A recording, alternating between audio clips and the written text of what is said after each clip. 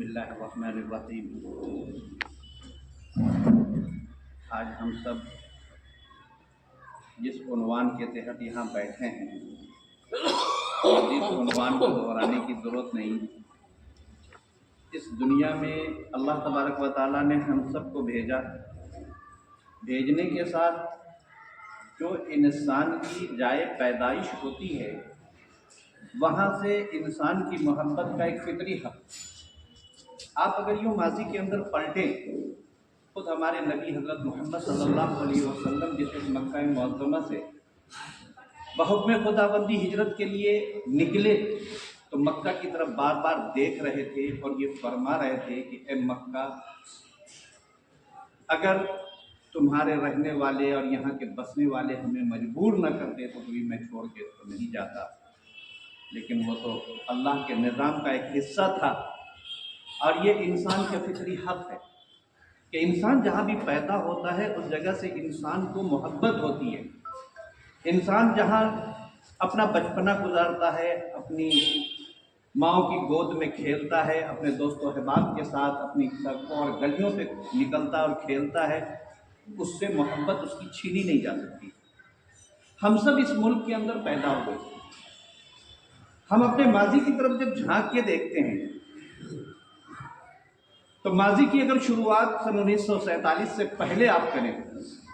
तो ये जो हमारा मुल्क हिंदुस्तान कहलाता है, ये किसी ज़माने में भारत था और आज भी भारत है, लिखा हुआ है बहुत सी जगहों पर। और आज भी नोटों के ऊपर भारतीय रिजर्व बैंक ही लिखा होता है। तो बांग्लादेश, पाकिस्तान और हिंदुस्तान, ये सारी हुकूमतें हमारी थी। लेकिन था क्या? बहादुर शाह जफर से पहले ये सारे छोटे छोटे टुकड़ों में बटे हुए। बहादुर शाह जफर उनके सबके समझिए एक डील करने वाले थे। वो बड़ी हुकूमत थी लेकिन छोटे छोटे राजे थे, छोटे छोटे नवाब थे। उन नवाबों की अपनी अपनी हुकूमतें थी और ये सारे के सारे मातहत थे बहादुर शाह जफर के। आपने गौर किया होगा, हम लोग खुद जिस राजा के थे और दरभंगा कहलाते थे, दरभंगा, मधुबनी, समस्तीपुर, सीतामढ़ी, ये सब एक राजा के अंडर में। आज भी उनका महल मौजूद है और उसकी आखिरी जो रानी थी, अभी कुछ ही दिनों कोविड से पहले ही उसका इंतकाल हुआ है। उसकी अपनी हुकूमत थी,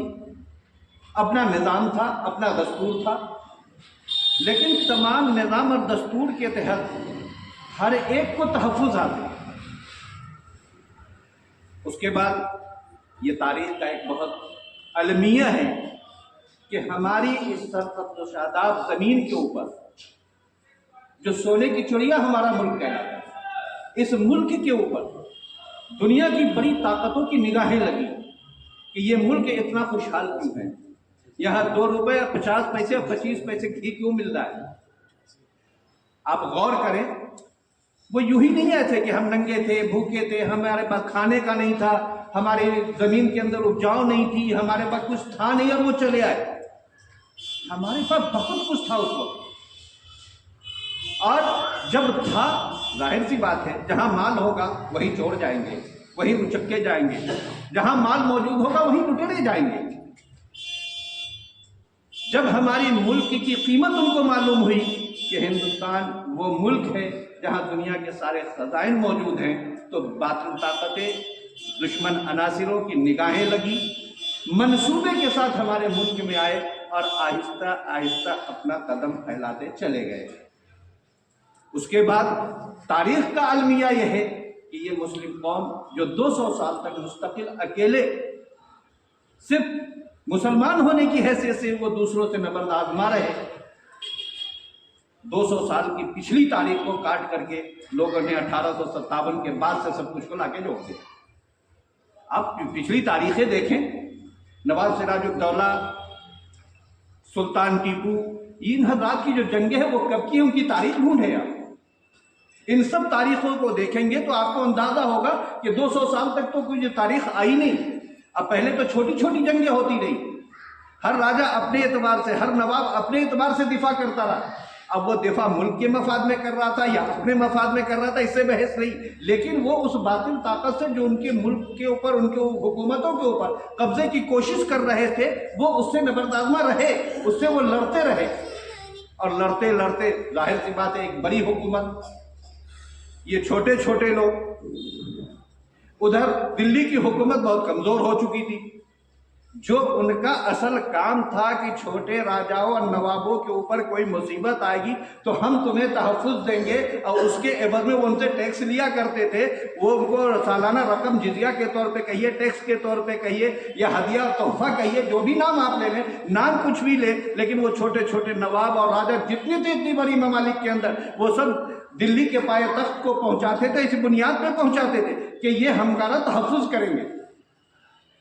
لیکن وہ بھی کمزور ہو چکے تھے، وہ ان کو کما حق کو تحفظ نہیں دے سکے، اور جب ان کو ہوش آیا تو بہت دیر ہو چکی تھی، جس وقت ان کو ہوش آیا بہت دیر ہو چکی تھی، اور ملک کے اکثر چھوٹے چھوٹے ٹکڑوں پہ نواب اور راجاؤں کو انہوں نے فتح کر کے اپنے قبضے میں کر دیا۔ یہ ہے اس ملک کی ماضی۔ اس کے بعد پھر آیا حال، آپ 47 کے بعد آ جائیے۔ ہم کہتے ہیں کہ ہم جمہوری ملک میں جی رہے ہیں، جمہوریت کا نظام دنیا کو دیا کس نے؟ پھر چلیے آپ جناب محمد رسول اللہ صلی اللہ علیہ وسلم کی جب بعثت ہوئی ہے تو اس دنیا کے اندر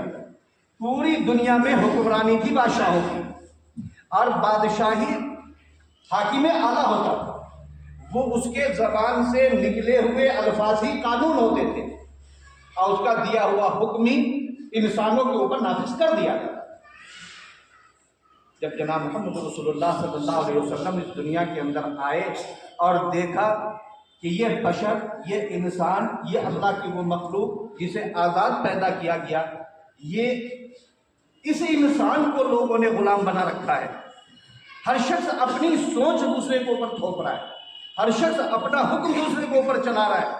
اور اللہ رب العزت سے اس انسان کو بالکل کاٹ دیا گیا ہے۔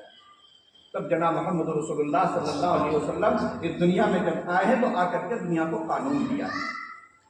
اب غور کیجئے کہ حضرت ابوبکر رضی اللہ تعالیٰ عنہ کا زمانہ گیا، حضرت عمر رضی اللہ تعالیٰ عنہ کا زمانہ گیا، حضرت عمر رضی اللہ تعالیٰ عنہ کے زمانے میں دنیا کو جو جمہوریت ملی ہے وہ آج تک نہیں مل سکی۔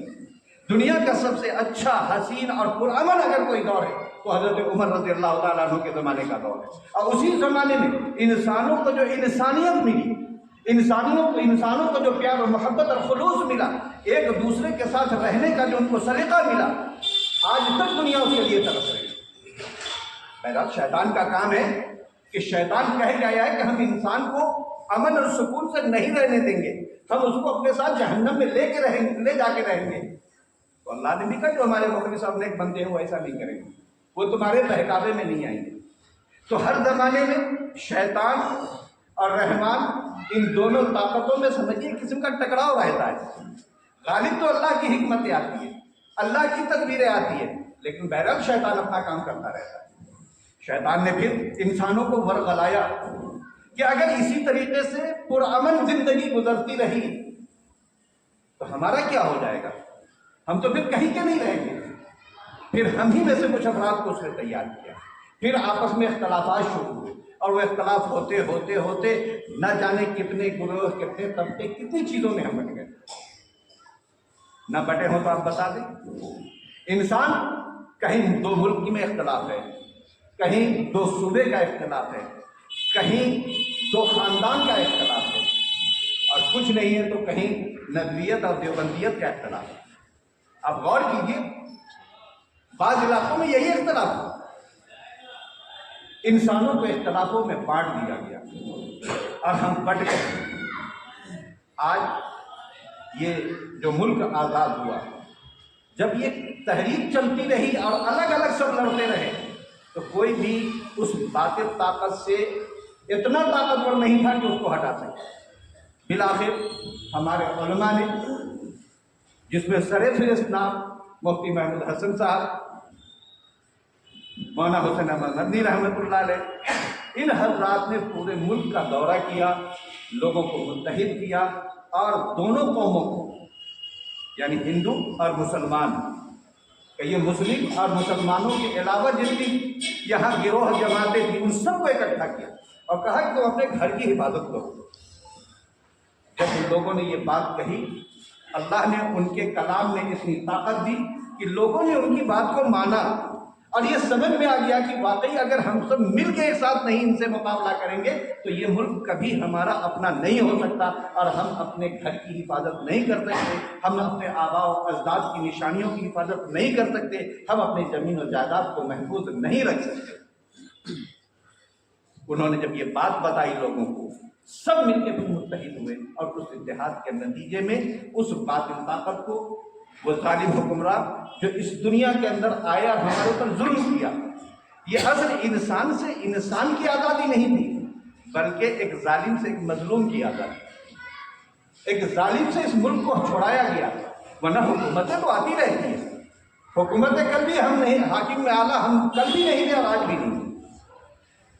کل بھی ہم بڑی تخت پہ نہیں بیٹھے ہوئے تھے، بڑی کرسیوں پہ ہم کل نہیں بیٹھے ہوئے تھے اور آج بھی نہیں بیٹھے ہوئے تھے، لیکن آج ہم اپنے آپ کو آزاد کیوں تصور کر رہے ہیں؟ ذرا سوچیں، کل انگریز حاکم تھا، آج یہ غیر مسلم حاکم ہے، انگریز حکومت میں ہمیں نماز کی پوری چھوٹ تھی، آج ہم اپنی زمین پہ سڑکوں پہ نماز نہیں پڑھ سکتے، لیکن ہم اپنے آپ کو آزاد تصور کر رہے ہیں، کیوں؟ اس لیے کر رہے ہیں کہ کل ہم نے سوچا تھا کہ یہ ظالم ہے، ہم ظلم کے خلاف کھڑے ہوئے ہیں، ورنہ تو حکومتیں آتی اور جاتی رہتی ہیں، اصل جو ہے آزادی وہ ہے کہ ظلم سے ہم نے آزادی حاصل، ان کا جو ظلم تھا کہ کسی دوسرے کی جگہ پہ آ کے قبضہ کر لو، یہ سب سے بڑا ظلم ہے، اور ظلم سے ہمیں اپنے آپ کو چھٹکارا گیا۔ اس کے بعد ہمارا آپسی اختلافات، تو ہم انسان ہیں اور انسان میں اختلافات تو ہوتے ہی رہتا ہے۔ آپ اگر فقہ کی کتابیں پڑھیں تو کوئی ایسا مسئلہ نہیں ملے گا جس میں کہیں نہ کہیں، ہر جگہ کہیں نہ کہیں کوئی نہ کوئی اختلاف ہوگا ضرور،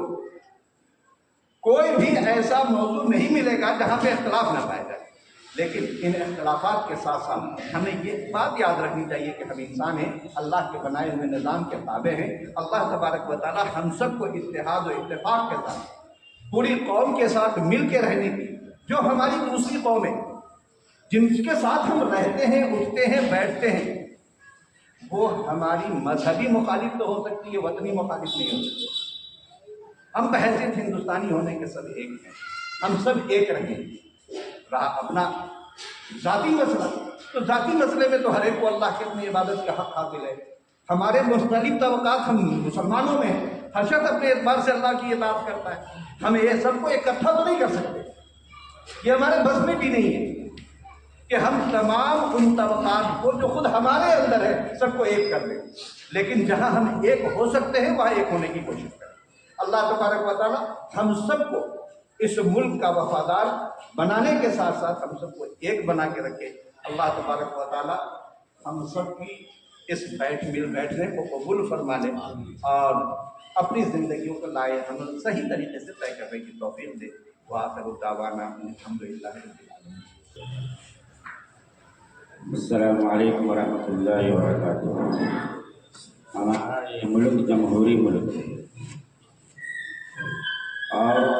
جمہوریت کے 4 اصول اور 4 پلر بتلائے گئے ہیں۔ جمہوری نظام کو قائم کرنے کے لیے ان 4 پلر کو مضبوط ہونا لازم اور ضروری ہے۔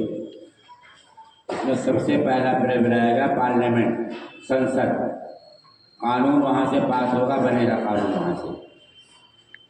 پھر اس کو لاگو کرے گی سرکار، جو ڈی ایم ایس پی اور دوسری حکومت کے تحت میں چلتے ہیں، اس کو لاگو کریں گے، وہ چلائیں گے وہ اس کے اوپر لوگ۔ پھر اگر گڑبڑی ہوتی ہے تو عدلیہ، تیسرا پلر بتلایا گیا ہے۔ عدلیہ کا کام یہ ہے کہ جو حکم لاگو کیا گیا ہے اگر اس کے اوپر نہیں چل رہے ہیں تو اس کے اوپر تاوان متعین کرے، سزا متعین کرے، جیل کی سزا متعین کرے، جو بھی چاہے وہ عدلیہ کے ذمہ رکھا گیا ہے اس کو، تاکہ وہ چلانے کی اس پر کوشش کرے۔ پھر چوتھے نمبر پر میڈیا، جو کام ابھی تک ہوئے ہیں اس کو اچھے طریقے سے باقاعدہ اس کو لاگو کر کے عوام تک پہنچایا جائے، اور اس کی ذمہ داری میڈیا کو ہے۔ یہ 4 ستون بتلایا گیا۔ اب 5واں ستون بھی چل گیا اس وقت میں، اور 5واں ستون سوشل میڈیا ہے۔ جب میڈیا گودی میڈیا بن گئی تو سوشل میڈیا ہر شخص کے پاس ہے، اس واسطے وہ سوشل میڈیا کے ذریعے سے ساری خبروں کو جان جاتے ہیں اور پہنچا دیا جاتا ہے۔ اللہ پاک ہم سب کو عمل کی توفیق عطا فرمائے۔ سبحان اللہ وبحمدہ، سبحانک اللہم وبحمدک، ونشہد ان لا الہ الا انت، ونستغفرک ونتوب الیک۔ سبحان ربک رب العزة عما یصفون، وسلام علی المرسلین، والحمد للہ رب العالمین۔